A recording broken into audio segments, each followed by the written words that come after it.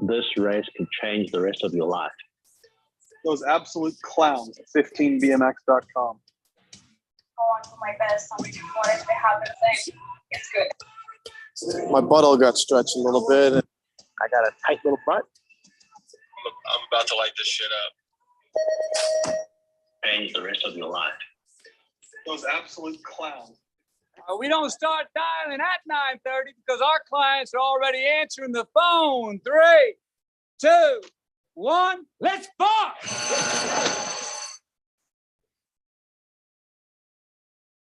Coffee Chatter show number 174, a Halloween special edition. Got our good, co-host on the show, the main man, T Daddy. How we doing? Good, buddy. How are you? Happy Halloween. You're in orange and everything.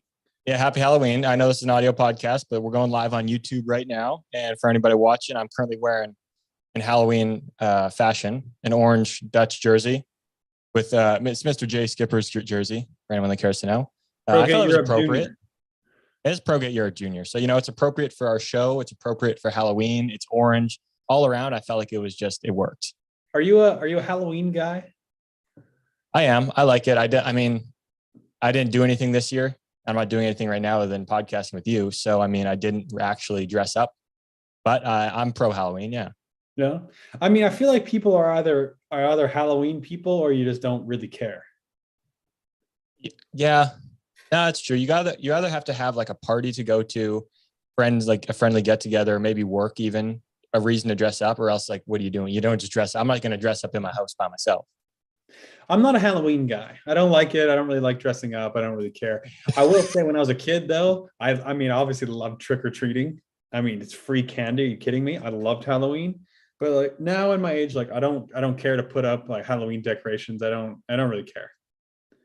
I was going to ask you about that as a homeowner now in California, your new residency. Like, what are you doing? Are you making good with the your neighbors by putting up direct decorations? Are we handing out candy this year? What are we doing? There's no decorations.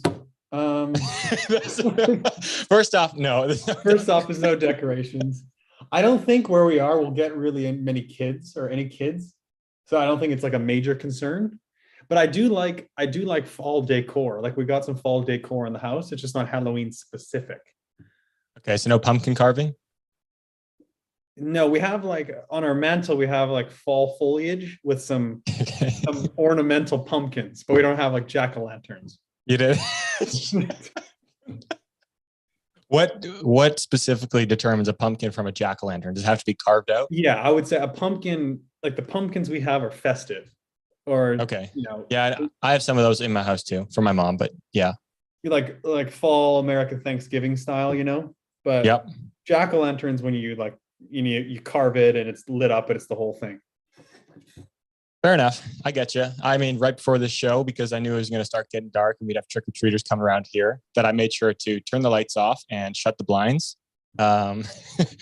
So although I'm pro Halloween, I'm not handing out any candy this year. I don't have any decorations up either. So I'm with you there. So people are going to be calling us so lame right now, but it is what it is. I don't think it's lame. I just don't like getting dressed up in a costume. You're not a costume guy, hey? You don't find that fun? Like I don't think it's fun. I don't care. No. I like getting dressed up in general. Like if you go to, I don't know, if you go for dinner or go to like a party or something, I like getting dressed up in general, but I don't like getting dressed up in a costume. You would have loved my costume then this year if I had a get together to go to, which I didn't. So I didn't wear it. I had my costume ready though. I tried it on to make sure it worked. I was going to be Suits. You're going to be what's his name? Mike Ross. Who's the other guy? No. Harvey. Harvey. I was going to be Harvey Specter. He just looks sharp ass dressed man in a suit. I was going to just wear a suit and just be Harvey Specter. I got a man crush on Harvey Specter. He is a well put together man. He's incredible, isn't he? Just the suits he wears, the hair is just always done right. Oh my God, he looks sleek in his suit, his hair, just the whole deal. He looks good. Yeah. The whole shebang. ProGate Europe winning starts at the Great Gate. You used to have great gates on ProGate Europe. Stephanie Hernandez, she could really pop them off. I she had a few. We usually do someone like someone who just won. It's fun to pull one out of the archives, but Stephanie was a good starter. She was absolutely one of those ones. She was one of the ones she could pop off a 1, 2, 3 to the kink in the female class where not a lot of them, I don't think they prefer to do that, or some of them probably just can't unless they do a big wheelie. She could pop a 1, 2, 3 after the kink, and you're just like, holy smokes. Yeah, she was really explosive. Yeah. So ProGate Europe, winning starts with a great gig. Get yours today. I'm wearing Junior Skipper's jersey, Junior ProGate Jay Skipper's jersey. Everyone's commenting it's too tight. It is too tight. It's very no wonder they're so fast. But get a great gate. If you want one like Stephanie, okay, if you want your track to have a great gate, it's Halloween. You want to go roll some pumpkins down a great gate, go get a ProGate Europe. It looks like a road jersey. It's that tight on me, isn't it? It's very tight. I'm not claiming that I'm like have a 6-pack abs or anything, but I put it on and I could notice my stomach through it. You're obviously bigger than Jay, but clearly the jersey is meant to fit that way. The sleeves are just, I'm probably like one size too small in his jersey right now. But I feel like I am so aerodynamic. Like I could go on a road bike and I would feel very comfortable in the outfit I'm wearing. Sawyer Sides in the chat. Jersey a bit tight there, Palm Dog. Yeah. Let me just flex my biceps for you guys. Come on. Let me do some curls today. Yeah, it's looking a little tight. You know what's? I'll be honest. I have one of Mariana's jerseys. Actually, if I put that thing on, dude, it would be like a belly shirt. You literally legitimately might rip through it. It's funny. I have one of her and Elise's, and obviously her and Elise are both pretty small. Dude, the jersey's tiny. Like it looks like a kid's jersey. It's pretty funny.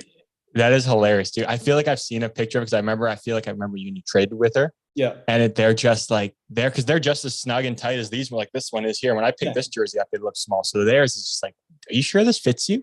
It's tiny. Yeah. I mean, I don't think our jerseys should be skin suits, but definitely it should fit like a good fitting long sleeve t-shirt. Yeah. I'm comfortable with that. Yeah. These ones, like, we're going pretty I gotta tight. say, Simon's pants are way too fucking. I know he's jacked and everything, but like they're way too tight. No Logo is just making him skin suit pants. Yeah, it's too tight for our sport. I understand, of course, you don't want like parachute pants by any means, but there's got to be somewhere in the middle between a skin suit and then the old red line pants. It's not just like you gotta keep somewhat of the cool factor in BMX and the look of it. I get that. I know. Yeah. That's one thing I think we do need to keep, the cool factor. We need to be a cool sport. Like, yes, there's aerodynamics. I get it. But you're also like, I don't think by the UCI rules, you're allowed to have pants that tight. I think that's like a rule that changed literally like this year, I think, or the last year. Okay. Yeah. It's ridiculous. That now it can be like, you can't have full bodysuit skin suits, but you can have like your clothing can basically be really tight. Yeah. Awesome. Which really is just once again taking the cool factor right away. on. Right. The only difference between us and road cyclists is a goddamn bike. Oh, it's incredible. We got some good feedback on the Connor podcast. Received numerous texts from people, and we've gotten a lot of messages on Chatter, and I think I got some on my account too, that people really enjoyed it. People are saying it's the best one we've ever done. So I take that though with a grain of salt, because I think we're guilty of it, and then so are people who listen to the show. There's a huge recency bias. So I mean, people will say, we had Mike Day on, dude, that was the fucking best show ever. Then we had Corbin on, dude, that was the best show ever. And then we had you know what I mean? It's like, yeah. I think there's a recency bias because people now, I mean, excellent show, no question. And for sure, one of our top ones we've ever done. But I think people forget ones that they may have loved 3 years ago. I think absolutely. I know exactly what you mean. Yeah. It's tough when it's like, I mean, think about our Mikey show now, how long ago it was. It was 3 years ago. Yeah. It's a long ass time. So, I mean, at the time it felt like our best show, but we've also had tons of good ones since then. So then every time we have a good one, like you forget about those old ones. So then as soon as we have like Connor, which is probably one of the bigger shows to date, it was just like a whoa, like here we go. People probably forgot about the other ones. So I'd put it in the top 5, easy top 5er. Yeah, and I think it'll probably be our highest or one of the very highest viewership we will have for sure. Yeah. But I think people, obviously, he's an icon in the sport and he accomplished so much, and he probably didn't share much, I think. I mean, I guess he did at certain times, but overall, he hasn't really done an in-depth interview about his career, so people don't really know the backstory. They just seen him, win in Rio or win whatever. So I think people really enjoyed listening and hearing his the ups and downs of his career, because it's easy to see, and like we do it in other sports, it seems like people are just killing it, whatever, but there's always so much struggle. It doesn't matter who you are, what sport you do, there's always so much struggle behind the scenes, mentally, physically, emotionally, whatever. So I think people really resonated with that. There were things that he started talking about that I didn't even know about, which was kind of cool to find out. And I don't expect to know everything about his career, but I've been close enough and I follow him. Like, I'm been a fan enough to pay attention to a lot of those little details. That's just who I am too. Like, I follow the little things, and I found some stuff out that I was like, whoa, that's pretty cool to learn and whatnot. But there also, to be honest, there was a bunch of things I would have loved to talk to him more about, and other things I'd written down that I think were just not the right time and place. Like, we were just trying to go through his career and hit some of the major moments, but it'd be interesting to talk about. So we're like all our guests, when we have like big shows like that, I think we could always have them back on again to even find out more new things. So that's always pretty cool and something to look forward to down the road too again. Yeah, I think we'll probably have him on for like a 2.0 or a coffee chatter or whatever, chatter radio. I mean, Yeah. He said like he'll come on again. He doesn't care now. Obviously, he's retired and everything. I like that he's more open now that he is. He was definitely in the sense of like when he was racing, he didn't want to always just be talking, giving away everything, bullshitting. But now it seems like he's very much open to it. Yeah, I think it would be interesting too. People would probably like to hear like him and Joris's relationship as teammates, both going for the title. Be an interesting topic to go into, because it's kind of complex. Big time, especially because one of the things I wanted to ask him is, because of that whole complex situation, I heard they had to room together back in the day too, like these big races. They didn't, but they got their own room. Okay, so that's what I want to ask about, because I was like, no way, you're telling me at Grands you guys are just having a bunk and a Holiday and Express beside each other going for a title the next day? Like, no way. Yeah, no, they didn't do that. I mean, there you go. That's not going to work. I mean, I just could never see that actually happening. No. And I think it's funny. Teammates, I mean, you're not really teammates. Like, you have the same sponsor, but like you don't really, I mean, you're out there for them yourselves. I mean, no. It's like when me and Sam and Denzel were teammates. Like, yeah, we're teammates and we're friends off the track, but on the track, like, none of us gave a shit. I mean, you just do your own thing. Yeah. Like, you probably don't want to take out your teammate. Like, you probably care more if something does happen, but it doesn't really change much. No, I don't think so. I think it depends on the level of what you're competing for too. For sure. I mean, like, they're competing at the top of the top for the top title in the world. Basically, like, you're not going to be buddies ever. No. Basically, like, on or off the track. Whereas, like, I could be in the pits. I mean, if you were there, or right now, like, it's like obviously Felicia, Lauren, and like Jack Davis. I can be buddies with all of them. Obviously, I don't race Lauren and Felicia, but like Jack, I can be buddies with him because I'm not competing for a title against him right now. Like, it's very different. It is different. Yeah. But yeah, I think that'd be something people like. We had it written down, but there's just the podcast is already 3 hours and we skipped a bunch of stuff. I mean, we could have talked for 8. It's like, how many different races can we go through? Different parts of his like years can we go through? We had to like skip through a few bits there. We didn't even touch on the fact that he won a Pan Am Games gold medal the week before. That was one of the things. Like, we don't really have time. We're just going to skip over this. And I just blow through. Yeah, that's funny. But yeah, if you haven't listened to Connor's show from last week, I recommend you go listen. I think you'll like listening to it. Absolutely, you will. I'd like to give congratulations to my Baltimore Ravens. Defeated Tom Brady and the Tampa Bay Buccaneers last week. Came back in the second. We actually came back in the second half instead of blowing the lead, so that was cool. Nice. Congratulations. That's pretty big. I mean, you guys had some issues with that lately, hey? Yeah, but Tom's going through a tough time, but we still beat him on the field. So he's going through a lot right now. Hey, he is going through on the field, off the field. Oh my gosh. You can, like, first of all, I couldn't imagine like going through a marriage, divorce, and whatever, especially when you have kids. But then to be like the mega stars they are, and it's just publicized. Like, you open like your news app on your phone, and one of the top things is just Brady and Giselle breaking up, and then first photo of Brady after the breakup. It's like, can you imagine in that spotlight? No, and no, I can't.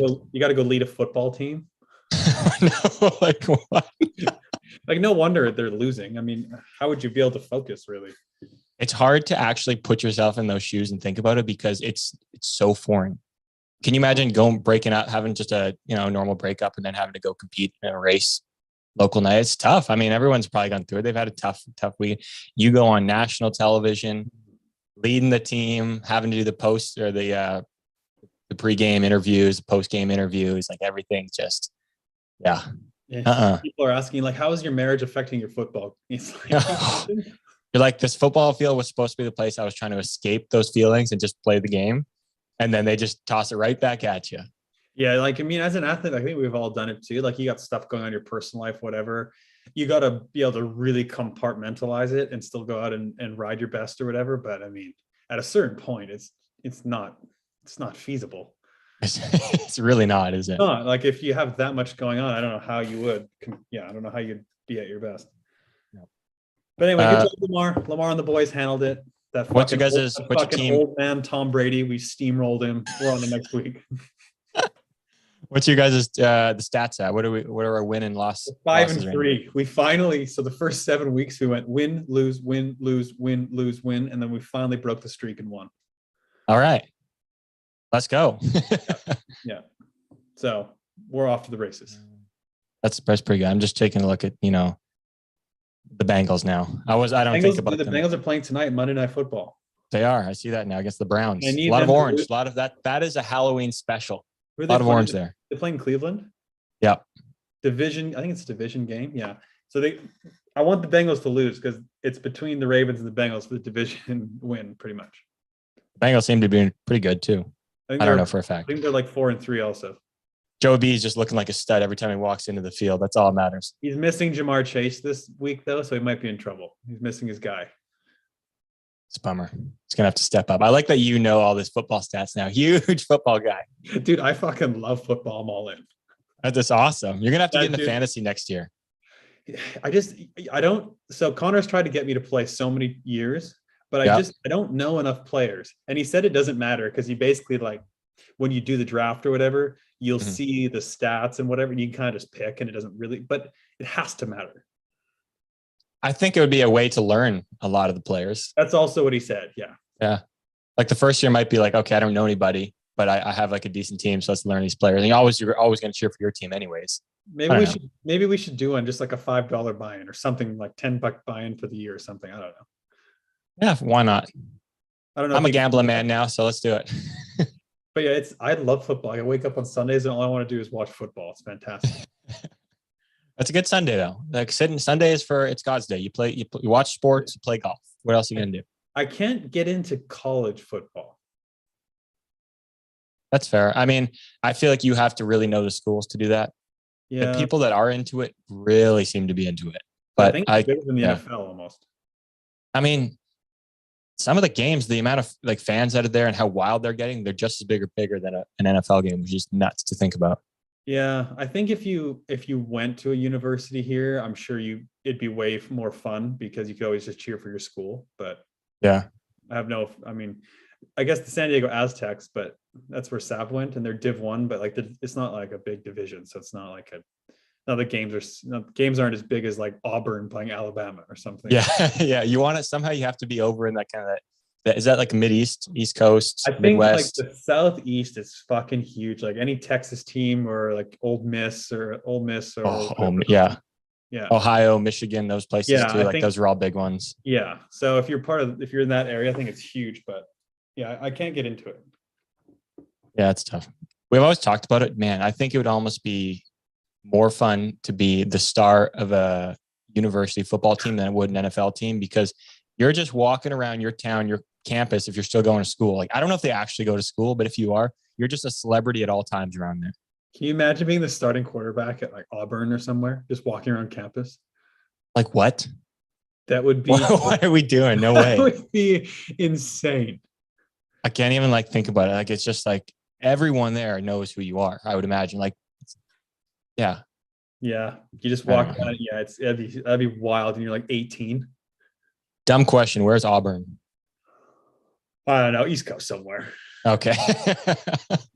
I want to say just I want to say Alabama. Okay. It is, Auburn University, Alabama, I assume. Yep. University. All right. Yeah, it's Alabama. Yeah. In other news, the Grands are in 1 month. Holy smoke and daddy-o. I think this year's gone by pretty quick that the Grands are already here. It'll be when people listen to this show, besides the live viewers, it'll be November. Yep. Yeah, this is true, dude. It's coming out quick. It's about to this is I think 1 month out is when we as on the show and me personally to officially start the Grands hype. Like November 1. Yeah. Yeah. Like Halloween has to pass, and then it's like, okay, time to get ready for Grands. Grands prep, like everything, especially because of the podcast. It's just a whole month of excitement for it. It really is. We build the hype on this thing. But especially it's the time of year where it's a little cooler, depending on where you are, you get some fall foliage. Besides the world champs, it's the biggest race of the year. Maybe I shouldn't say that. World Cups for sure, but Grands is huge, no question. And so personally, like this time of year, I really like it because I'm getting all my riders ready for the Grands. We're working on our peak and our taper. It's an exciting time. Get to go watch them race and coach in person. So for me, it's a lot of fun. And it's kind of like we talked about last year too. It's like a trade show, the Grands now. Like obviously it's a race, but it's like a BMX Mecca get together. Yeah, I was going to say about your coaching. I feel like it's got to be cool because I feel like there's probably more riders you coach going to the Grands than let's say World Championships. Because World Champs is overseas, so a lot of the times not everyone's going to that, but a lot of people go to Grands. Yeah, like for sure, most of my riders, or a lot of them, I would say, the vast majority, this is the biggest race of the year they had circled since like March, right? So yeah, it's cool. Like you've built the whole year and you learn from races, and now we're getting ready for the Grands. So I think it's an exciting time of year. It's a fun way to end the year. It really is. Like, I mean, anytime you have a big race to train for, look forward to is fun. And then like you mentioned, like it being a trade show now, like they don't do Interbike anymore, which I was never really into. I never understood totally it. Forgot about Interbike. Yeah. But like, I never knew anything about it, but I always knew it happened. And I always think about it now, like, although I didn't understand it, it seems like a great way for everyone to mingle, mix, show new product and whatever. But if they don't do that, when are you going to get to do those exact things? Grands is the place for it. Everybody's there, all the big teams, all the big names, all those companies, like everyone's in one place. Like bring your A game, bring your stuff, show everybody. It is like an Interbike for BMX. I think the cool thing too, like especially the amateur classes, if you do well at the Grands, you kind of know you can do well anywhere. Like they're obviously the racing of the World Champs is different. It's typically overseas and the tracks are different, but competition wise, the Grands is so gnarly for amateur classes. There's so many people. Yeah, classes are deep. Like there's a lot of talent.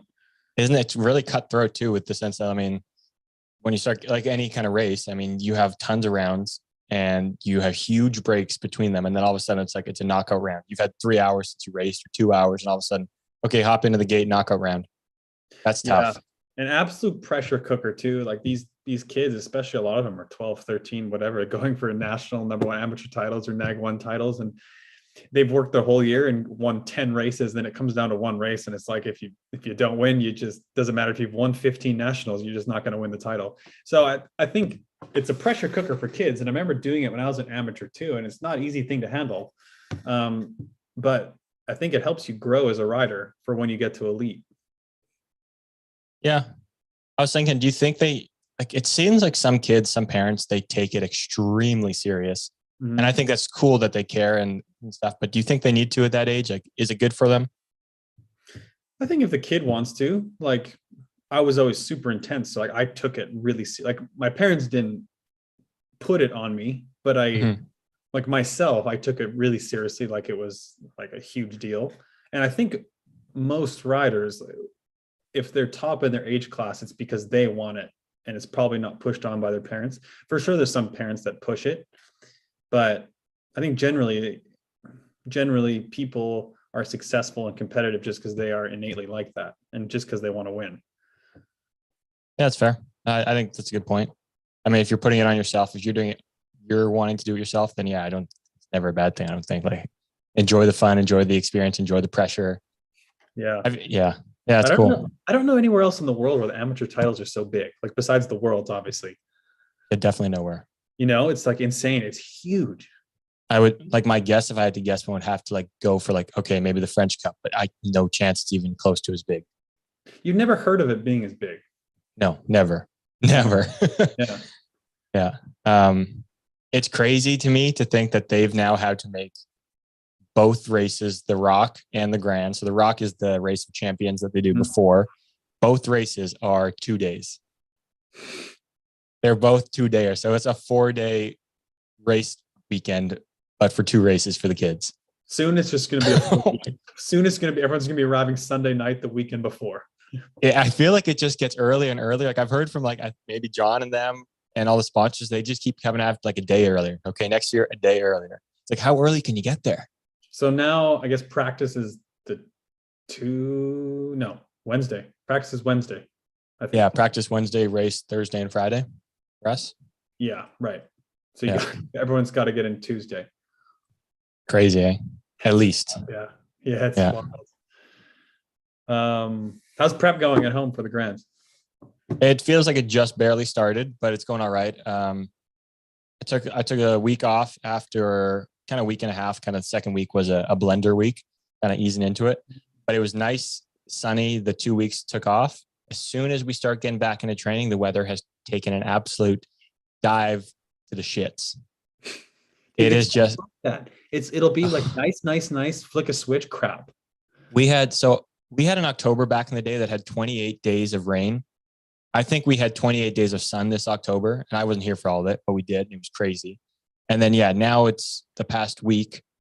I mean, I guess technically it's October, so we didn't have 28 days of October. But anyways, it's just been shit weather. It's raining. By the end of this week, it's supposed to get back down to like 0 degrees already. I'm like, come on. Like, what are we doing? November is historically an absolute crap month, Vancouver at home. It really is. It's weather turns to shit. It just feels like it rains every day. You want to talk about rain and gray and depressing weather? Go to Vancouver November 15th. Oh, it's brutal. You wake up, it's dark, it's raining, you go train, you come home, spend the afternoon doing what you're doing, you make dinner, it's dark again. You're like, where did the time go?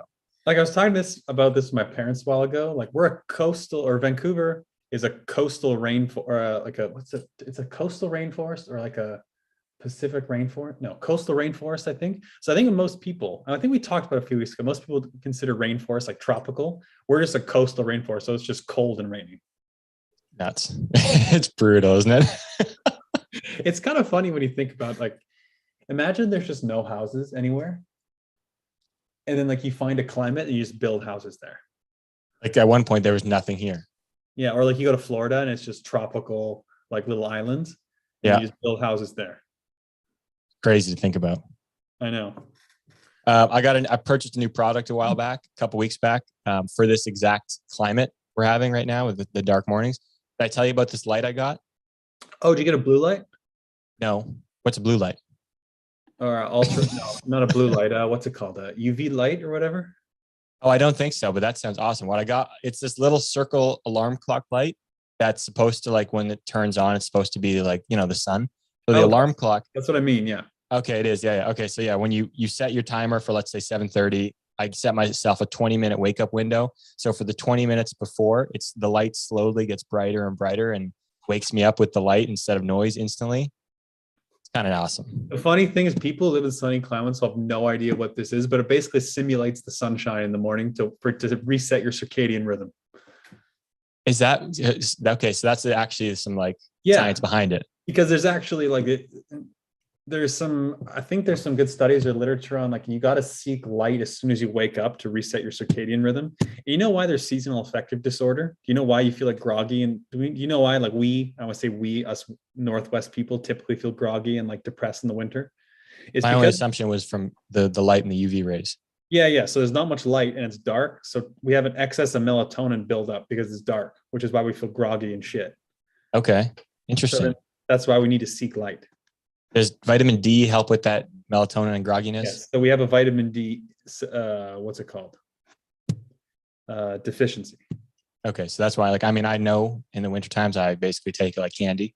Yeah. Not actually, but I take a lot more than I take at least 2 a day. At least 2 a day. 2 a day. 2 a day. Should we announce? I guess we haven't talked about our live show at the Grands, when it will be. I guess I should say it'll probably be Friday after the pro quarters, like last year. Yeah, I think this is the time where this is the official drop. Okay, official drop Friday after pro quarters at the Grands. So live show, this is one thing I think we need to clear up, that we had some confusion last year. We call these live podcasts, they're live on YouTube. this show is going to be only live in person.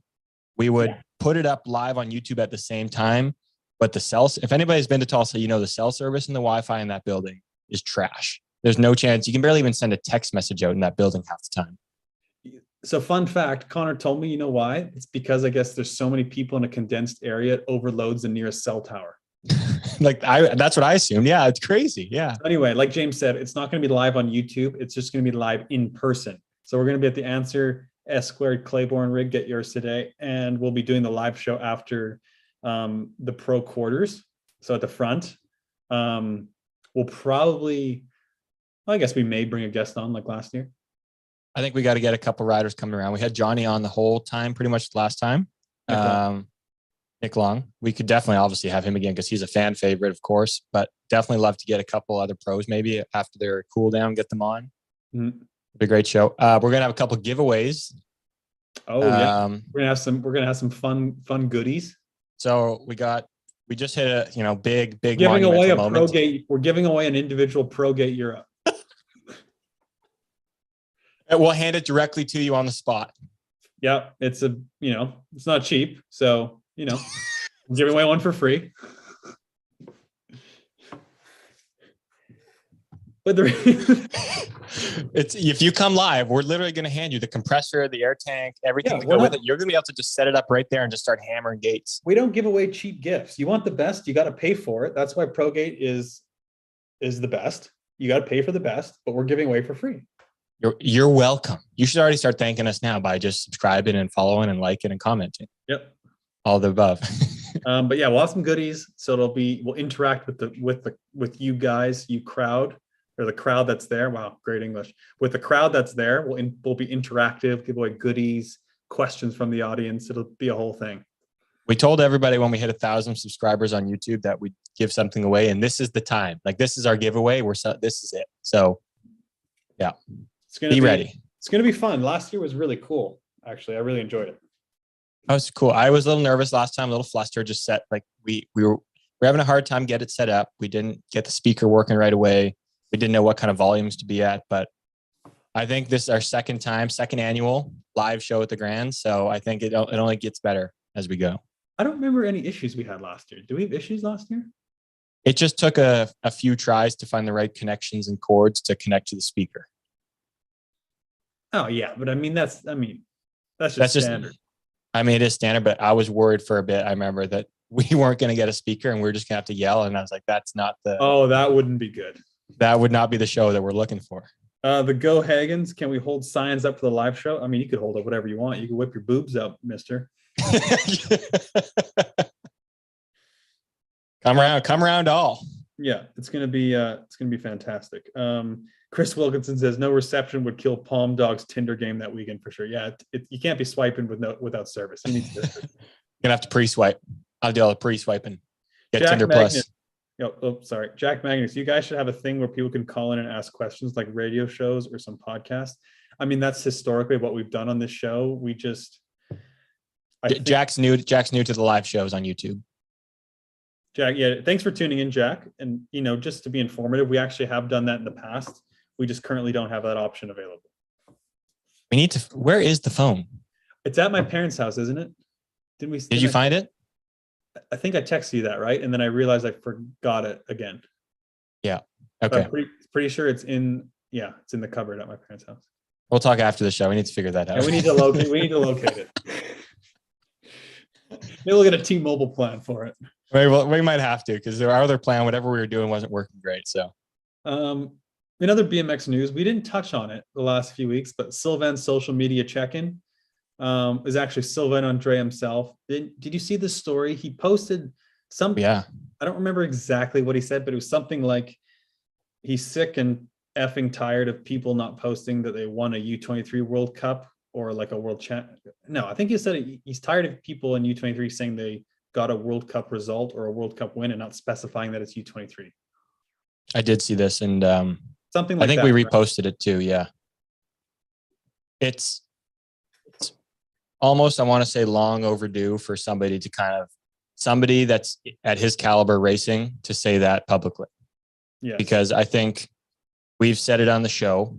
I think I have a hard, I don't like it at all, but I have a hard time saying it publicly as somebody who's doesn't have or is one of those results like Sylvan does, like a world title, obviously.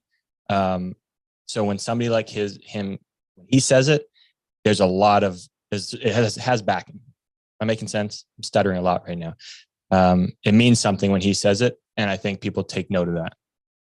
Yeah, I agree. And I think there's probably some people think people might think that sounds like bitter or something, or that like, what's the big deal? It's like, okay, I'll tell you what the big deal is. Essentially like false advertising is what you're doing, because if you want a U23 World Cup win and you say, oh, I won a World Cup, you didn't, because I don't want to say real World Cup, but the official World Cup is for elite men and women. You got to say U23 World Cup. That, like, there's probably companies outside BMX that don't know the difference and maybe think you won a World Cup or you're World Cup champion when you're actually U23 World Cup or World Cup champion, or World Cup winner or World Cup champion. So it's not an accurate thing to say. Mm-hmm. It's like if you're the replacement on like an Olympic team and you go there and you don't race or anything and you say you're an Olympian. You're not an Olympian. You're not an Olympian unless you race at the Olympics. Like, it's pretty simple. Yeah, you have to call yourself an alternate. Yeah. It's just part of the gig. It's like anything. I feel like is it our sport right now? It just feels like there's a lot of that. People aren't I don't want to say there's disrespect, but people aren't respecting the titles, and not just like the titles of winning, but like what they call themselves and what they're claiming to have done and all this stuff. Like there's no respect, because the more people and quote unquote disrespect it, I mean, it just undervalues that actual award or position or title. You know what I mean? Yeah, 100%. It definitely does undervalue it. And you need to respect that it's those titles or those wins are the pinnacle of it. And a very select small portion earn it, whether it's a World Cup win, World Championship win, or becoming an Olympian. Like, that's the elite of the elite. And you can only claim it if you've actually done it. It's like, and it's also like people call themselves a world champion. I mean, you got to specify what class. If you're not Simon or Felicia, you're not the world champion. Yes. Yeah. That's huge to me. That's just, we could go off for hours on. Yeah. On people doing that. Like, it's like, people don't think it's a big deal, but it actually is kind of a big deal, I think. Yeah. Well, because especially like we see amateurs these days rocking rainbows. We see amateurs around the world like that are not even world's winners in their age class rocking rainbow jerseys. Mm-hmm. It's like, I don't know who, like even the companies, I don't know the companies why they're letting these riders do that, because it's like they're obviously clearly trying to get views, promotion out of it. Like they're trying to get eyeballs on them by, promoting that rider with those rainbows. But it's like, as anyone that's in the elite class, if anyone sees that, there's just a lot of like, okay, well, I'm not going to respect that person as much for doing that. Like, it just is what it is. Yeah, those are meant for the elite classes, and it has to be respected. We need to absolutely lock it up. I don't know how we can, like, in a respectful way, if you see someone doing this, like how you respectfully tell them, like, lock it up. Like, you know what I mean? Like, every time you bring it up to them, I feel like you saw somebody doing something like that or claiming something. It's like, as soon as you say it to them, you feel like an asshole, like you're just being a dick. But it's like you're trying to just preserve the prestigiousness of those titles, those results. Yeah, exactly. Lock it up, people. Fucking lock it up. All right. Do you want to do our BMX Grands trivia? Absolutely, I do, because I saw this and I was very, very intrigued. BMX Grands trivia. Let's play the thing. Oh crap! Hold on. Say it again in a couple seconds. All right. Okay. Say it again. BMX Grands trivia.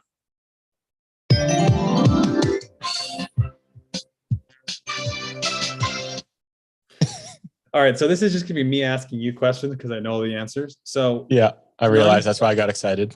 9 questions about the history of certain results at the Grands, and you have to. I think you have to guess the correct year that this event happened at the Grands. Okay. Correct year. What year? Okay. Ready? Yep, I'm ready. What year did Bubba Harris first win his AA Pro title? 2002. All right, let me check my answers. Yeah, check your answers. But no, that is incorrect. I don't have to check. That is incorrect. Damn it. What year? 2003? 04.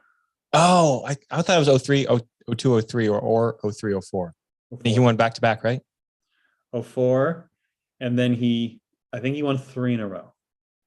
Oh, shit. I think. Okay. All right. So 1 down, 1 wrong. What year did Sam Willoughby win his first pro title?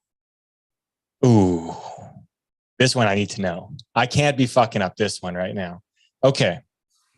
Sam won his first pro title it wasn't then. I don't think it was then, but I do think it was that because it was that.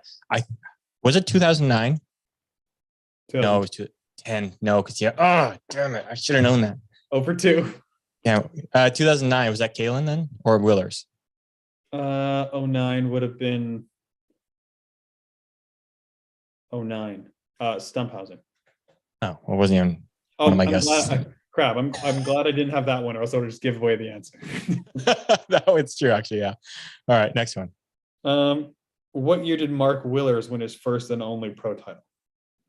2011. Correct. Yes. Let's go. Come on. All right. Number 4. What year did Mariana Pahan win her first and only pro title? Okay, here we go, folks. This one, I once again need to know this.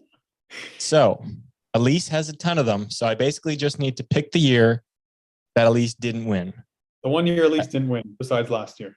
And I think Mariana went for it. Not in 2012. I think she went for it in 2013. She was wearing the dance comp gear. She was riding for dance comp. I think it was 2013. Correct.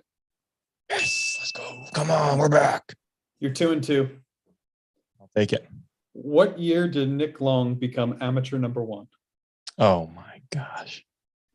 Can I ask a side question? One side question? Okay. How many of these did he win? Do you know? I want to say he won 2 That's or 3. a good question. I feel like he did it. Okay. So what year did Nick win his first amateur number 1 title? Because I think you're right. I think he did it twice. What year was his first one? I'm going to go with, I think he probably turned pro. He probably turned pro then. I know he raced that race then. So he probably won 2005. 2007. Oh, shoot. I was going a little early. I knew it was his later days of his amateur career, right? Yes. There you go. That was for me. All right. 2 and 3. All right. Question 6. What year did Corbin Sherraw become amateur number 1? Based off Nick, I'm going to say 2007. Okay, Nick I just said the answer was 2007 for Nick. So we'll give you a free pass and you can guess again. Wait a second, okay, because I was trying to think after Nick, but then no way he did that in 2000. Okay, 2008. 2009. Oh, I'm pretty sure Nick won 2008 too. Oh, wow. Okay, yeah, I thought Nick did back-to-back, but I thought it might have been the year before back-to-back. But he couldn't have because you said first one. Damn it. Come on, James. Come on. Number 7. What year did I podium in AA at the Race of Champions? You podiumed at the Race of Champions AA in 2012. Yes, correct. Yes, that's a big one. Big play. All right, number 8. How many USA BMX Pro titles did Kyle Bennett win? Oh, man. This one's, I don't want to say, I'm going to shoot from the hip, James. 2. 0. Oh, why did you son of a bitch? Trick question. Isn't this? He has 2 world titles, though, right? Silky, son of a bitch. He has What? 2 world titles, right? Uh, I'm pretty sure he has 2. I think it was. yeah, I know he's got one in like whatever Perth 2003 and Victoria 2007. So he might have 3 then, if there's one more. I think he's got. Didn't he win in 02? Let me just look it up really quickly. I can't remember. That was, I don't know why I went for 2 because I was, for some reason, I was like, I don't remember him winning, but I also felt like just Kyle Bennett. How can. Isn't that crazy that he never won a USA BMX title? It really is, yeah. Yeah. One pro, no, what? No way. This can't be right. When was he junior? I have no idea. Because there's no chance this says 1997, 2002, 2004, 2007. There's no chance. I would guess 3 He didn't then. win in 2004. Warwick won in 2004. Well, then this thing is just lying to me right now. Yeah. Well, now I'm on Wikipedia, so we can't trust Wikipedia. I could go in and change it right now. Somebody knew we were going to start asking questions. Anyways, all right. All right, number 9. What year did Steven Cesar win 19 to 27X at the Grands? It was probably around. He could have won 1927X, but not the national title, right? I'm gonna go with, and he was steezing then. So if he was steezing at that age, or like those years, that means he must have been 2005. Yeah, good. No, that was just a complete lucky guess. All right, number 10. I just thought of one. Last one. Hit me with it. What year did Connor first win an amateur championship at the USA BMX Grands? Oh, wow. So you guys listen to his podcast, you'll know he started getting faster later in his amateur career.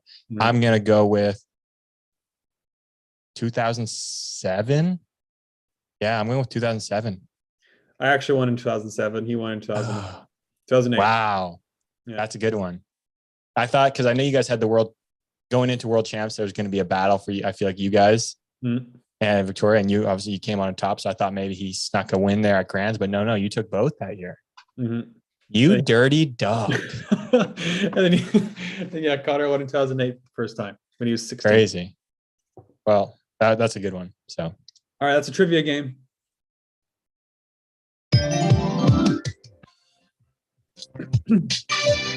Okay, thanks. That was a good game, T. I like that one a lot. Yeah, I like our game. It helps that I'm clearly not very knowledgeable of those stuff. I think it's harder because you didn't grow up racing like the US series, which I kind of remember all those years because I raced it more or less every single year. So yeah, fair enough. all right. So here's an interesting topic. And they've actually done a study on it. So would you take steroids if you would never get caught, guaranteed an Olympic gold medal, and become world champion, but be dead at age 50? So you know what's fucking wild? They actually, I don't know who, but this study's been done. So they anonymously, yeah. polled Olympians, and like an overwhelming majority said yes. Like, I don't know if it was like around 80% or something crazy, or 90% said yes. Isn't that fucking wild? That's insane. That's a lot. That's a high percentage. Holy crap. So basically, you take steroids and you're guaranteed an Olympic gold medal, but you're dead at 50. There is no chance I'm doing it. Like, I'm trying to think of the dead at 50 part. Doesn't make a difference to me because, like, I mean, if I live my life happily until I'm 50, then if I die 50, it is what it is. Like, that's not like the issue to me. Seriously, that's not an issue, really. No, because I mean, you could have I'd rather just have a great life until that point. And if I have a really great life, my point is I'm not going to be able to live with myself until I'm 50, knowing that I cheated my way to those titles. So no, I would not. I wouldn't. And I wouldn't. Oh, sorry to interrupt. Go ahead. Fine. I was just going to say, and I think now the older you get, I think maybe people would say against this, but the older you get, I feel like you start to be like, no, I wouldn't do that. Maybe if you're younger, you're like, oh, fuck it, I'll do that. I don't care. But I think you have more of a consciousness like when you get a little older. Yeah, I mean, first of all, I wouldn't be able to look myself in the mirror if I like knowingly cheated and basically took a gold medal from people that did it clean.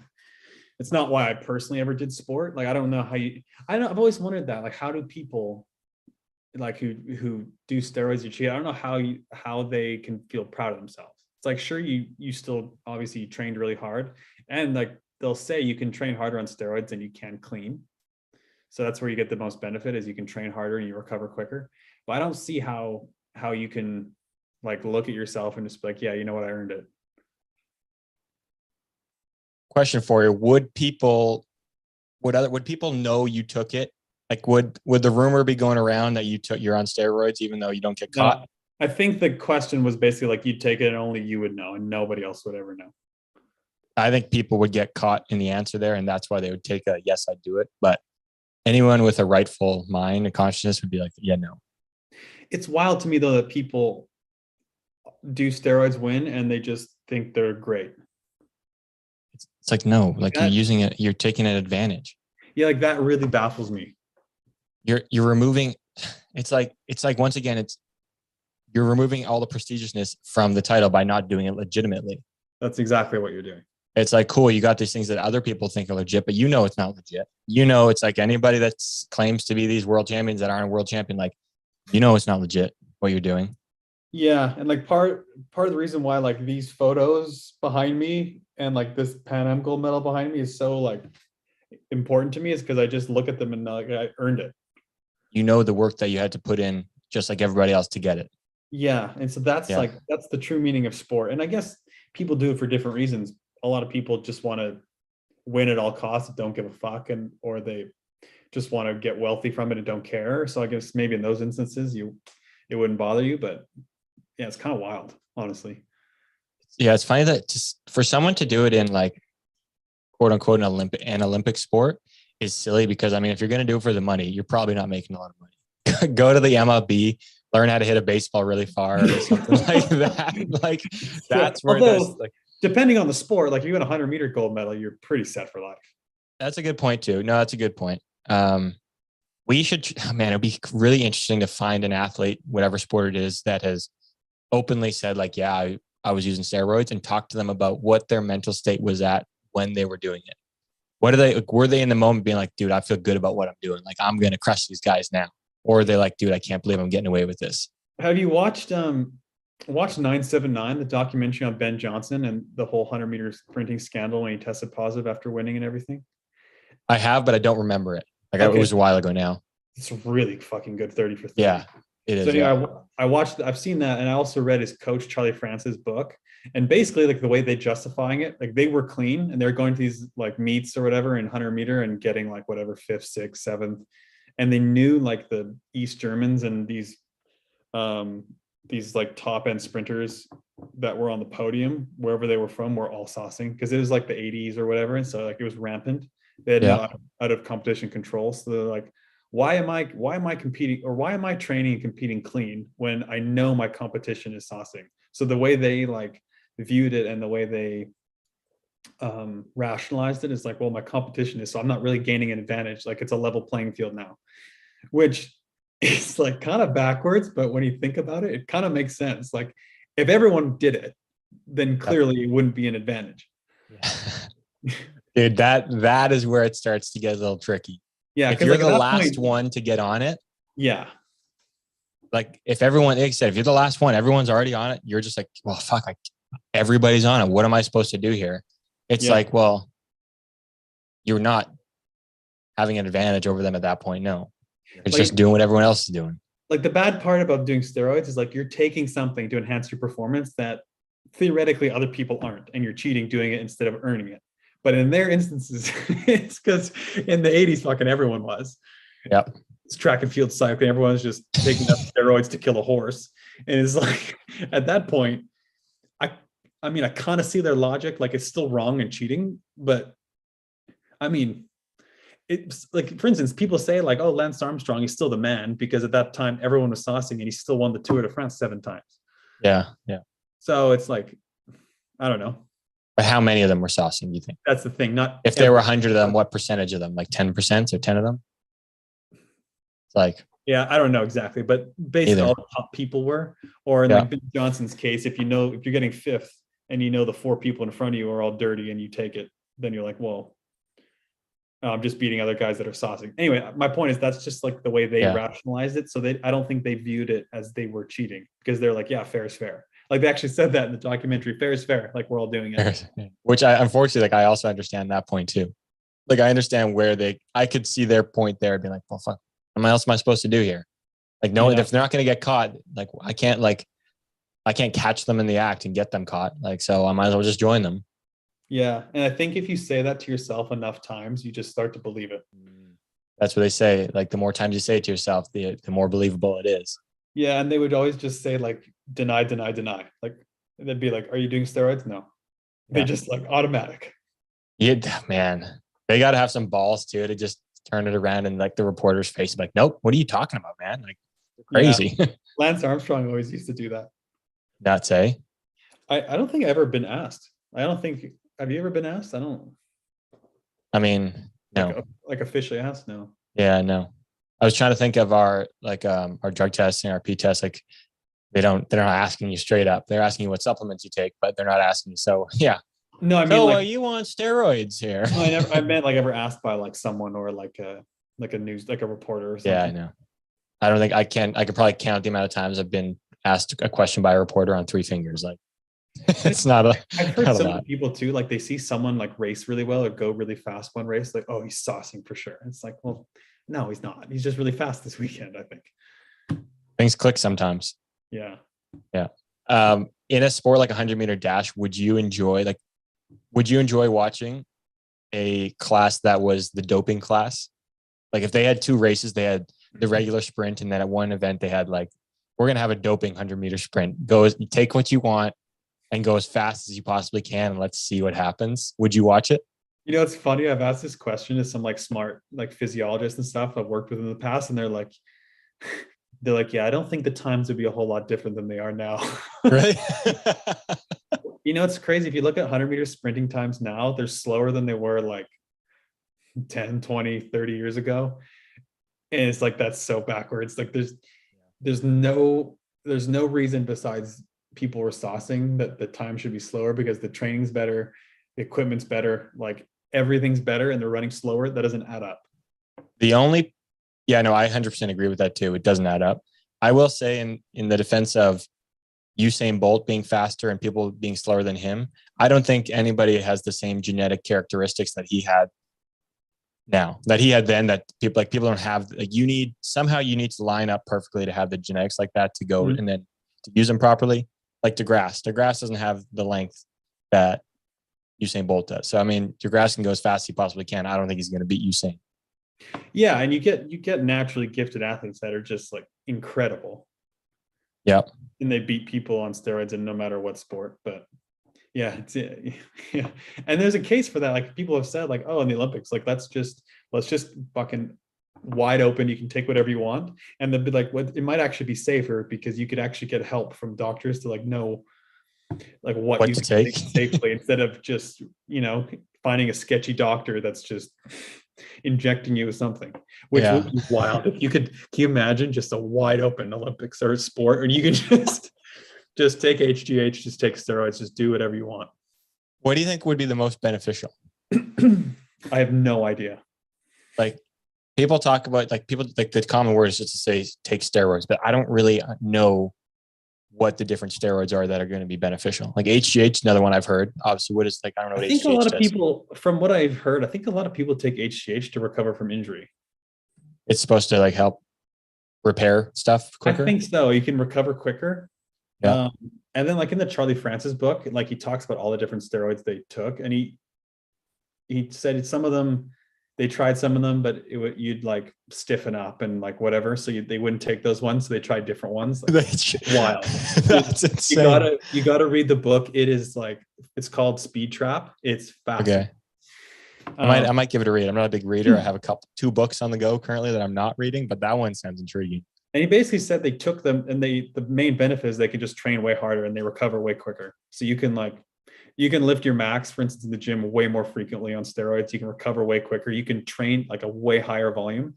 So I think a misconception is like you take steroids and you're automatically better, but you actually have to work way harder or not way harder, I should say, but you train a whole lot more. Okay. And even they said like they'd go off them, whatever, like a couple months before the season, and like they're still getting the benefits. So like they weren't taking them at a race. Interesting. Yeah. Huh. The book is just incredible.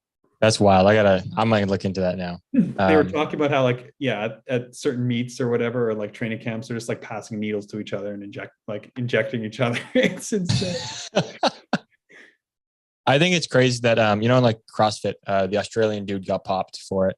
I can't remember his name. Sam. And then what? Is it like Sam something or no? I thought it had a Z or a V in it. Oh. That could be. I don't know. I Dude. can picture him, but I don't know his name. Yeah. But he got popped. He lost to Matt Fraser. Got popped. That was kind of funny. But then took his ban, and now he's back competing. Yeah. Do you think that's like, obviously they put a certain time frame there for a reason? So Ricky Gerard. So no Z, no V. Nice. Good job, James. I thought his name was Sam, so I'm not. Not much closer. What a couple idiots. But like, I feel like he still gained the benefits back then to then still like 3 years later after his ban to still be able to work off the steroids and still just have those benefits somewhere in there. I don't know. Yeah, it's messed up. There's no way. I think you'd still reek or not reek, but yeah, reap some rewards. Reap some. You'd still have the benefits from it. They say like even years after you would. So it's pretty messed up. Like I think if you actually could test positive or something like that, you should be banned for life. Yeah, I agree. I mean, like Justin Gatlin's tested positive twice, and then you still he tested positive twice, and then he was still 100-meter world champion years after. Like what? No, you're telling me you popped him once, said probably take a suspension, take a whatever for years off, come back, you get popped again, and you're not like you're done for life. How do they not just say you're done for life?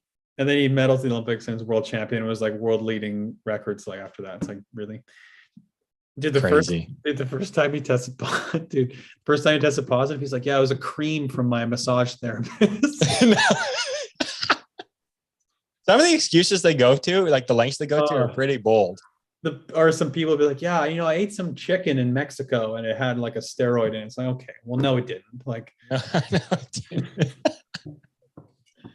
Oh, classic. Yeah, I mean, some of the excuses are horrific. I don't know if Justin Wall is still in the YouTube chat here. He just got actually married, so congratulations to him. Congrats to him, yeah. Him and his wife. He said, question 11, how many milligrams of caffeine did he consume on Friday of the Grands last year? That dude's up from like 5 a.m.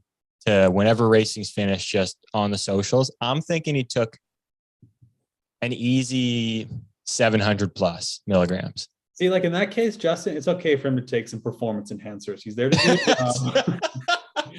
He's there to do a job. He doesn't, he's not getting tested. He's not racing. Like, take some performance enhancers. Just take what we need to get his days, man. I couldn't do his days. Kidding me?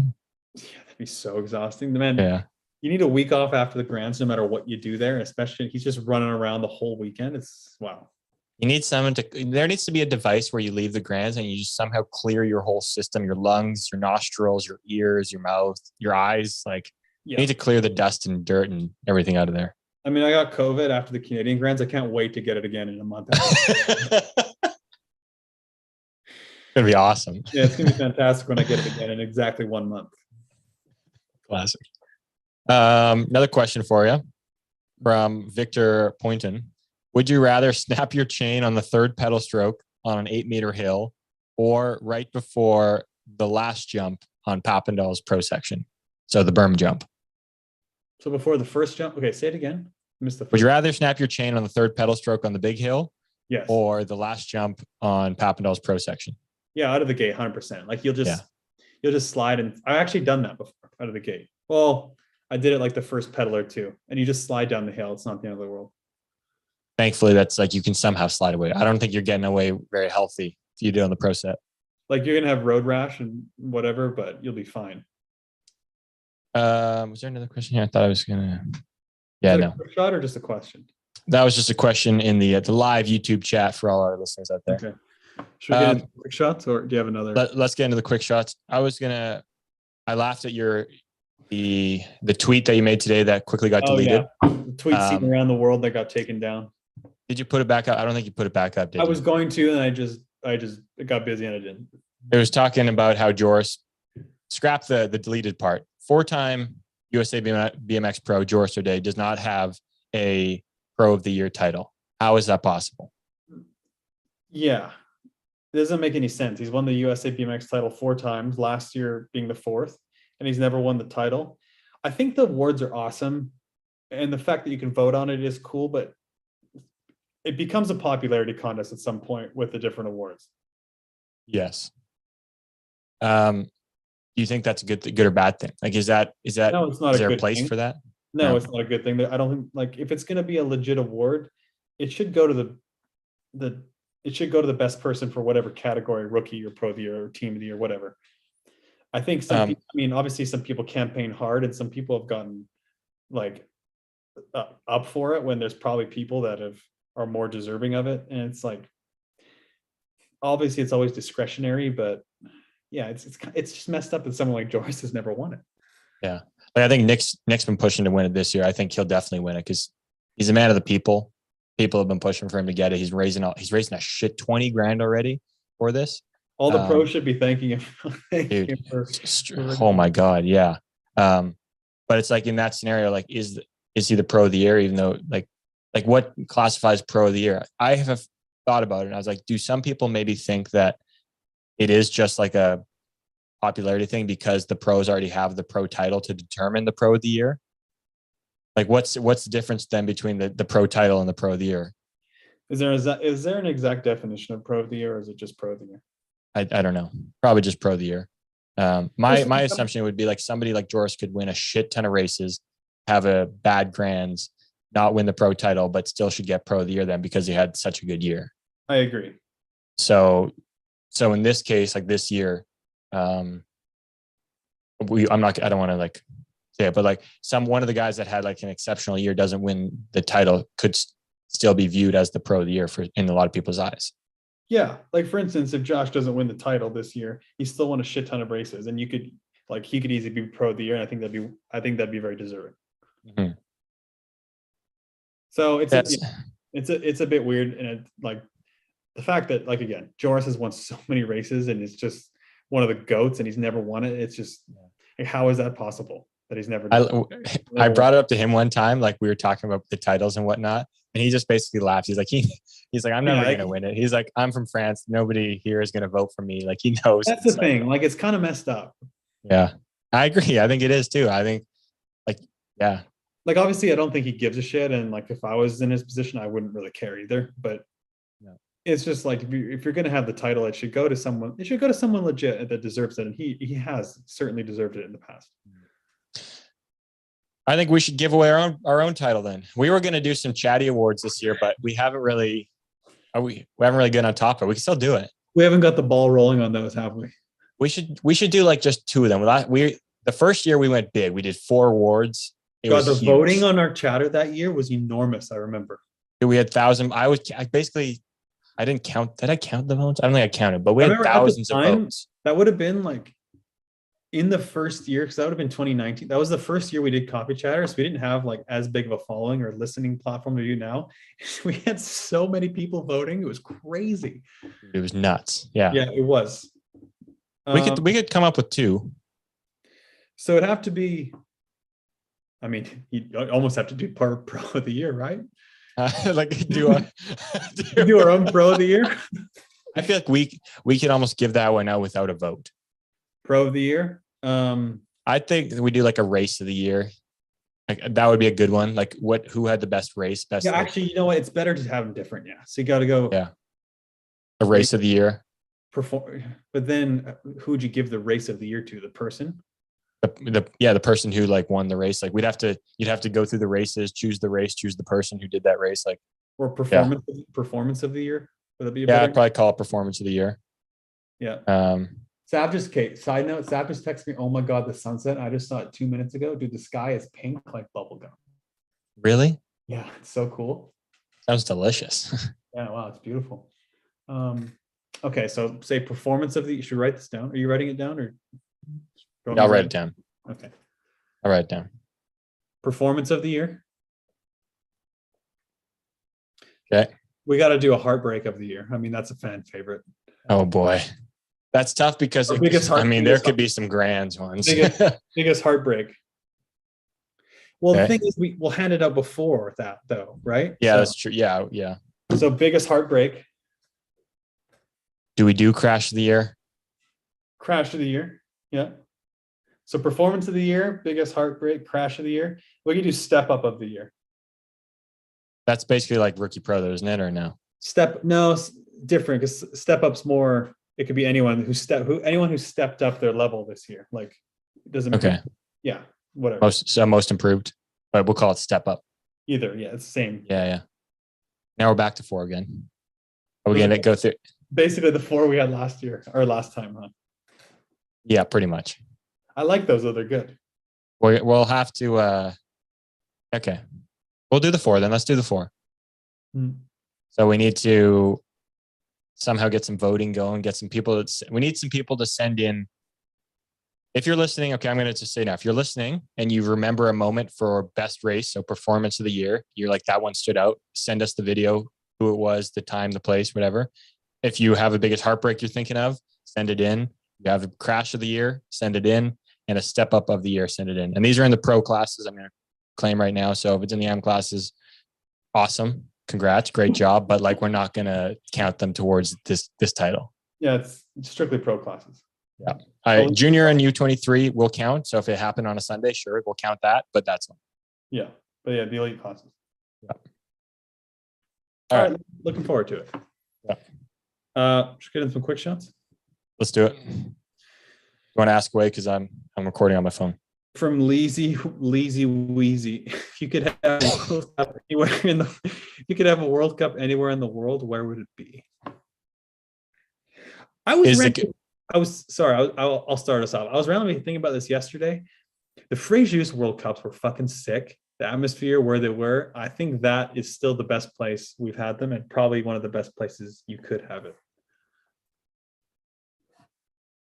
Yes, I agree. That would be a great one because all I heard was good things from that place. Mm-hmm. I'm going to go with, can I choose the weather? It's going to be windy.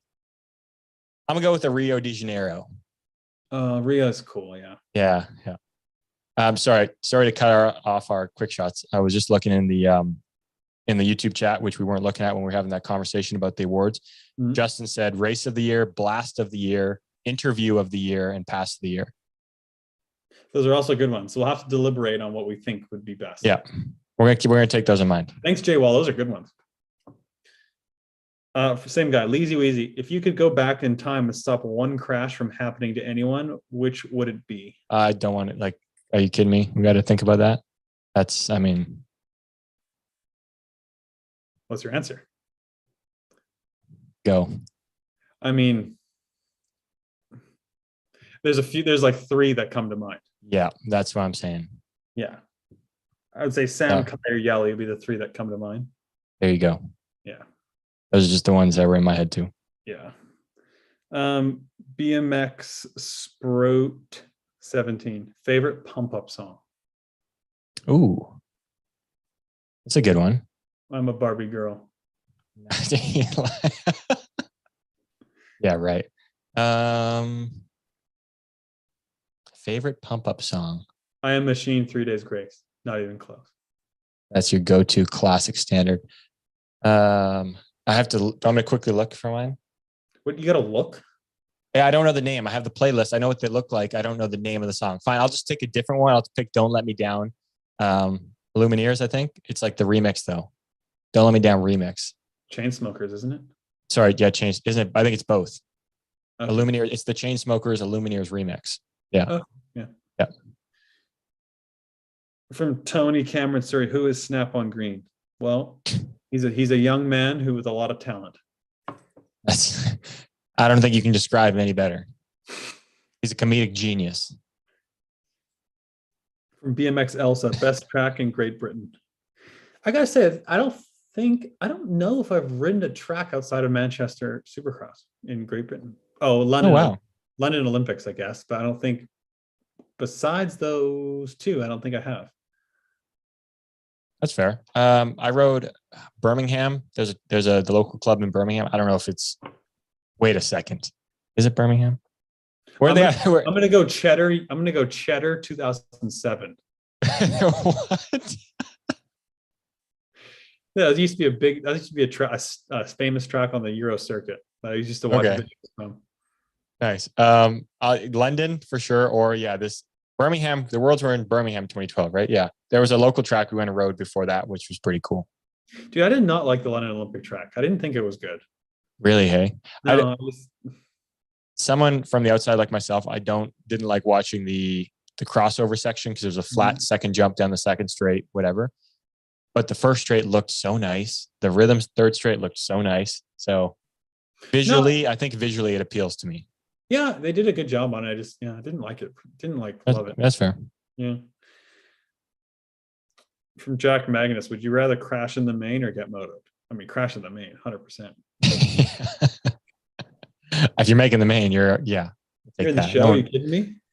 Moto Jet sucks. As long as you don't get like absolutely shattered off or something. True.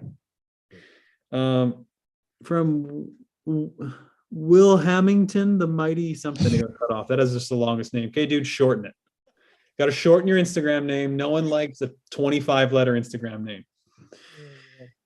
When it doesn't show up on the thing, like at that point, you got to rethink your strategy. You can't read it if it takes it out like a calculator to If figure out it's how to cut yeah. off, it's too long.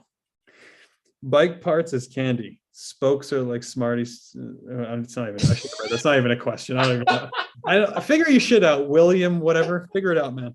Will Hamilton, you got to figure it out. Questions. It's not Figure it a out. question. Game sucks. You got to figure it out. That's my rant. Freckles BMX, favorite and least favorite Halloween candy. Ooh, good one. I mean, I think the Reese's Pieces is an absolute banger. Timeless. That's a banger. Oh yeah. Yeah. What's your worst? Candy corn. Oh, dude, those stink. Those are just the worst candy. What are you doing? What are you doing? What? I don't even think I tried one, but I don't think, do people actually eat them or they just use them as decorations? Absolute crap. Yeah, they're crap. They're just shit. I'm gonna go with coffee crisp. I'm a big coffee crisp guy. Is that a Canadian thing? It Coffee is. crisp? It is very. It's funny. It's Canadian. So I stayed at Savannah's friend's house. She's a teacher recently. Yeah. She's like, Okay. I guess there was a Canadian kid in the class or something, and he gave her a bag of candy. It had coffee crisp, and she really liked it. It's a Canadian candy. Yeah. Oh, it's so good, so Yeah, good. So I'll go coffee crisp or O Henry. I love O Henrys, or Skittles maybe too. Skittles are great, or this pink Starburst. Anyways, Just named all the candy. worst is I hate those little Tootsie Rolls. I don't hate them. I think I had too many as a kid. Yeah. Those little Tootsie Roll things, though, I had too many as a kid. I don't like those. Are those things around still? It's a great question. I don't know. They're not very good. They're really not. Yeah. I saw the funniest meme about as a parent, when we were kids, our parents were like, always make sure there's no, sharp objects, nothing bad in that candy. It hasn't been opened up or tampered with. And it was just a meme of a picture of like a big knife through a piece of candy. It's just like, when are you going to find like a razor blade in a piece of candy? Yeah. Yeah. People putting razor blades in Halloween candy, like what? I've never even, What is wrong with? I don't think that happens. And it has. Really? Yeah, it actually has. It's insane. Fucked up. There's messed up people. I also saw, Speaking of Halloween, how about this? Parents to children, never take candy from a stranger. Parents on October 31st, here's a pillowcase. Go to every single house you can see and ask everybody for candy. go get as much as you possibly can. Just, yeah. How messed up is that when you really think about it? That's hilarious. It is really funny. I mean, it's a little different, but it is funny. October 31st, disregard everything and go to everyone and get candy from everyone. I can't wait till you're a dad and you're walking around with your kid that's going trick or treating house to house and you're just eating probably half the candy they picked up. Like you're just every house they get. It's like, all right, yep, give me one of those ones. Yeah, there's a tax. I mean, I'm walking with you. I need something. Scott Wire, you taking a full lap on flat pedals with no shoes or a full lap with no grips and no gloves? I'm doing the no grips, no gloves. Yeah, no grips, no gloves. I'll actually survive. My feet. Well, I have soft feet. Cheese grater. Your feet are toasted. Done. Have you seen the freestyler Trey Jones at some of these Vans bowl contests, or maybe just for fun, he does it too? He rides with no shoes on. He's clearly got man feet if you're riding with no shoes. Just Tarzan. Yeah, it's crazy. From Sean McClaskey, and this is actually interesting because I added this to our notes and I don't know what happened to it, but I put to talk about who we think the top European is going to be. So we'll save that for a different. We'll save that maybe for the Grands preview show or something. Yeah, because there's going to be a lot of them there, so let's save that. But yeah, Sean, he asked, what y'all's thoughts on all the international riders coming to Grands, Keeman, Rank Corral, and so on? It's going to look like a World Cup. So yeah, like I said, let's talk about our top maybe performer who we think is going to be at the Grands. But I think it's awesome. I love, I don't know, high level BMX in general. So I think it's fantastic. Those guys are coming across. I saw Rank Corral's Instagram today that he's getting ready for the Grands. So that's cool. Every year, every couple of years, it seems like there's just a huge presence of Euros. A lot of them still come all the time, but every once in a while you get a huge one. This is a big one, I think. Yeah. From Race Wayne 406. Would you rather give up music or sex? You have to pick one. Music. I'm giving up music. I'm absolutely giving up music. Are you kidding me? Yeah. Yeah. Yeah, I don't think music really does what sex does to me. So How are you supposed to get pumped up for the gym then, James? I can sing to myself. I mean, just listen to podcasts. Fuck it. Yeah. From Lucas R25. When you make a PB&J, do you put peanut butter on one piece of bread and jelly on the other, or do you put peanut butter on both with jelly between the peanut butter? The second option is the only right answer. First of all, no, it's not. Are you kidding me? You put peanut butter on both sides? You put I did it today. You go peanut butter on both sides, and then you go jam on both, and then you just have a good sandwich. Well, your peanut butter to jelly ratio is completely off. No, it's not. You have like fucking no peanut butter in your sandwich at all. Are you kidding me? You're eating bread? First of all, you have a 2-to-1 ratio. That's just wrong. That's just not going to happen. 2-to-2 ratio. You got peanut butter and jam on both pieces. So if you're eating toast, it's okay. Hold on. I thought you were only putting a single layer of jam in a 2-layer peanut butter. You put peanut butter. You have both pieces of bread on the counter. Yeah, and you put peanut both butter on both. On piece one and on piece two. Then you put jam on piece one, and you put jam on piece two, and then you put it together. Okay, well, you just must be doing thin layers. If you just do 2 thick layers, I do a thick layer of peanut butter on one bread, thick layer of jam on the other piece of bread, slap it together. I go thick on both. Do you even eating bread? Like, do you just taste like just, I don't know, a mouthful of jelly? You got a good hearty sandwich. I'm like, I need my ratios to be okay, very precise. Stop for a sec. What if you have it as toast? I don't put peanut butter and jam on my toast usually.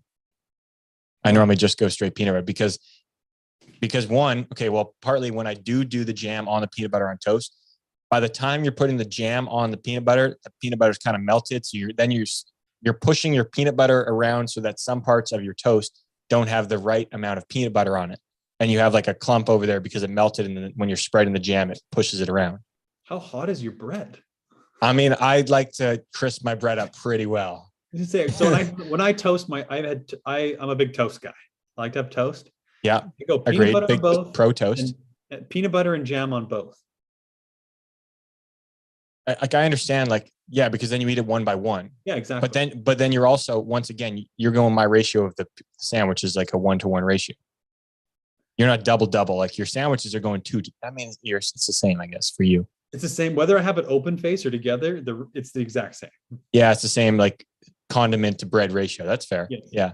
So when I do the peanut butter and the jam, I do feel like there's a lot of jam on my toast. So that's a good point. You're getting less protein in your sandwich then, because you're doing half the peanut butter you typically would if you have open face toast. Not 1% of my thinking process when I'm making a peanut butter and jam sandwich is I'm getting some protein from the peanut butter. I am not thinking it should be a contributing factor, I think. I understand it, but I'm not thinking I'm thinking of taste only.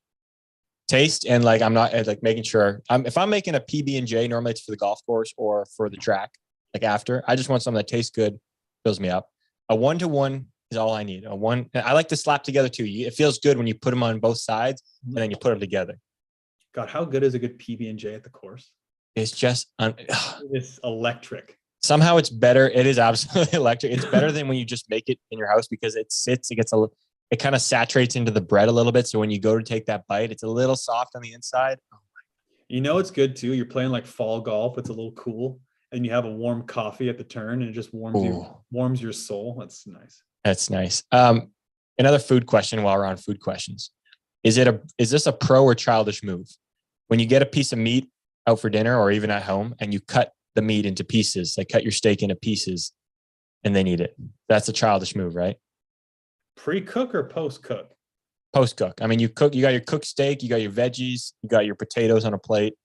You sit down at the dinner table and instead of cutting your bite off and then taking a bite of your steak, you just cut your steak into 20 little pieces so you don't have to cut it anymore. I don't know if I've ever done that. I think it sounds convenient, but I'm thinking childish move. I mean, it's convenient, right? Because then you can just put the knife down and go for it. I know, but like at the same time, there's no class to that. I kind of like doing it as I go, though. I gotta say, kind of like Part of the process of eating your food too, I think. It is. Yes. Yeah. Yeah. Okay. All right. All right. Sean Collins, 2822. If you had a BMX superpower, he said powder, but I'm assuming if you had a BMX superpower, what would it be and how would you use it? Great question. I mean, I think. Oh, sorry. Go ahead. no, hit me with yours. Hit me I with was going to yours. say a BMX superpower is like you just never make a mistake. Like you just always deliver your best gait, everything. That Yeah. would be a super. I mean, that's a superpower because you just never make a mistake. Like you just good timing, good form every single time. Yep. That's a good one. I like it.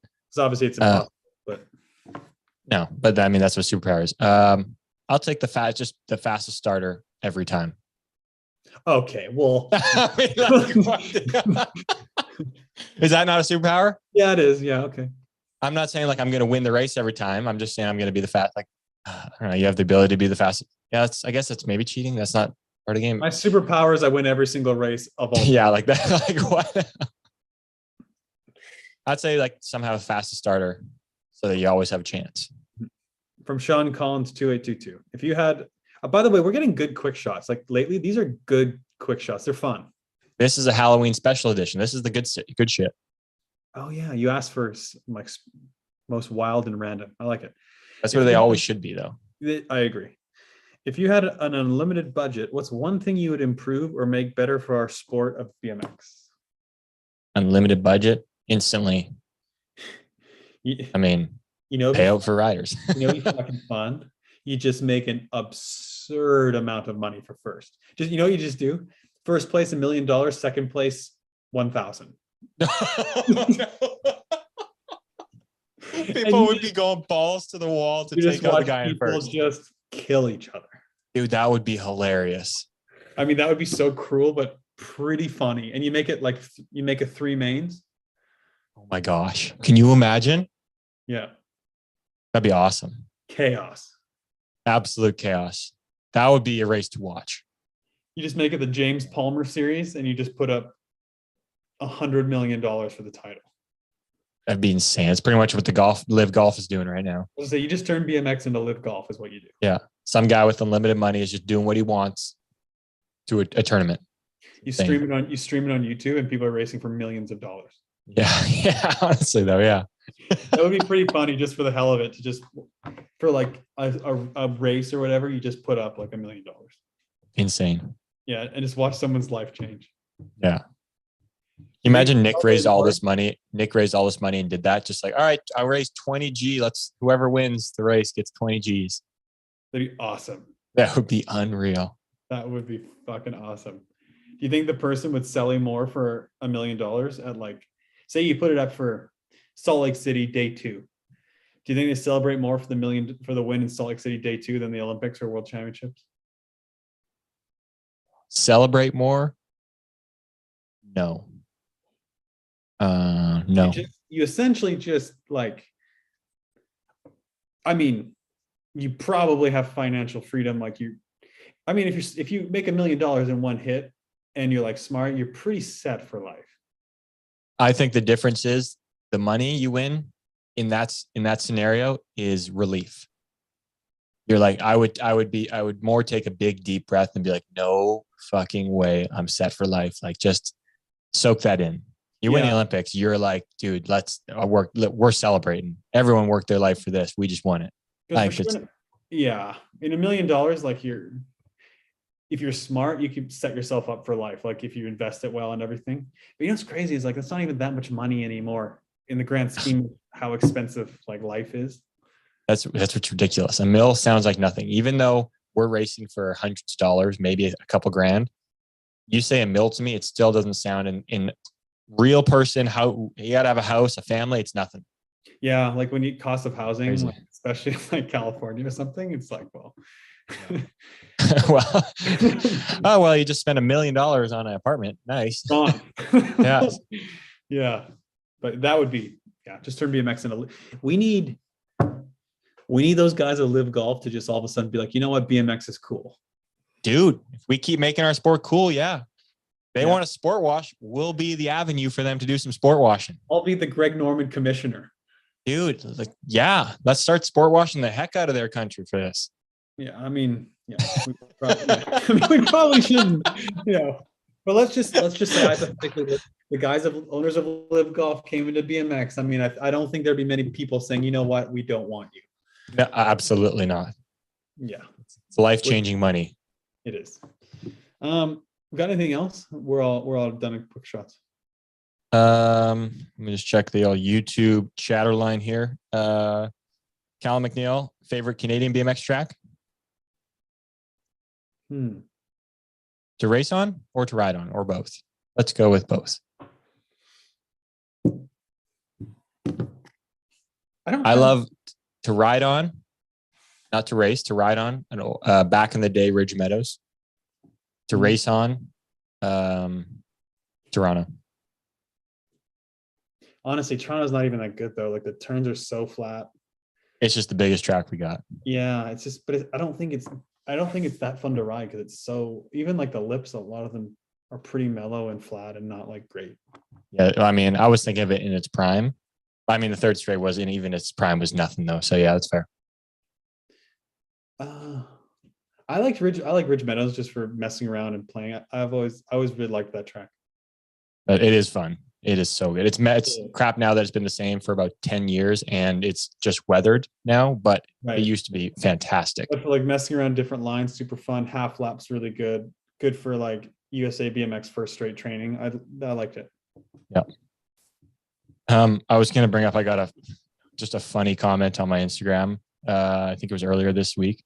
Some dude just hating. He was basically calling Columbia Supercross track a pump track, basically calling it a shitty pump track. And basically it was just, he said a comment that was just like, yeah, new school BMX stinks. I was just laughing. I was like, awesome, man. You're on a video back like 3 rows down on my Instagram, just comment, new school BMX stinks, right on. I was like, that's just, to each his own, man. You just have a great day. No, and it just like clearly doesn't. Like the riders of today are incredible. Like pros, I know the level is so high, and there's so much talent and athletic ability at the highest level. Like BMX athletes have never been this fast, strong, fluid, powerful, everything.